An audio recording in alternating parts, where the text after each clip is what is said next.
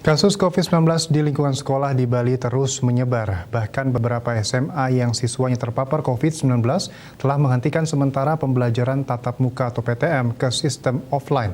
Dengan menyebarnya kasus COVID-19 klaster sekolah ini, pemerintah disarankan memberlakukan sistem pembelajaran hybrid, daring dan juga luring. Dr. Andes Anagung Gede Oke Wisnumurti MSI mengatakan ketika pandemi COVID-19 sudah menjadi wabah nasional dan bahkan dunia, maka fokus utama adalah menjaga kesehatan masyarakat dengan menerapkan protokol kesehatan prokes secara ketat, termasuk di dunia pendidikan yang melibatkan interaksi intens antara anak didik atau siswa dan guru.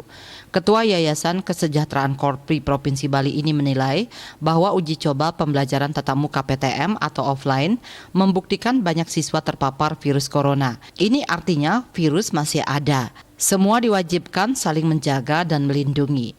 Pilihannya adalah cara pembelajaran hybrid dengan menempatkan satu unit kontrol untuk tes antigen secara berkala memang sangat diperlukan.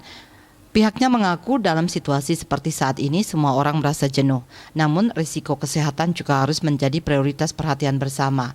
Sehingga jaminan kesehatan sekolah dengan penerapan prokes mesti juga secara ketat dilakukan oleh pihak sekolah.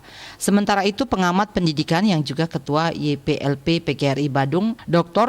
Andes Imadi Gede Putra Wijaya SHMH menyarankan agar sistem pembelajaran hybrid terbatas hanya diberlakukan kepada sekolah yang siswanya terpapar COVID-19.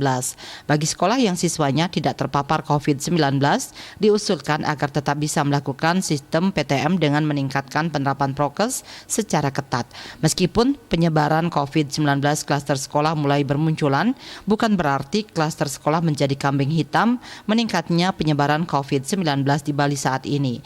Justru dinilai klaster penyebaran COVID-19 terjadi di masyarakat, namun tracing dan testingnya dilakukan di sekolah. Winata Bali Pos melaporkan.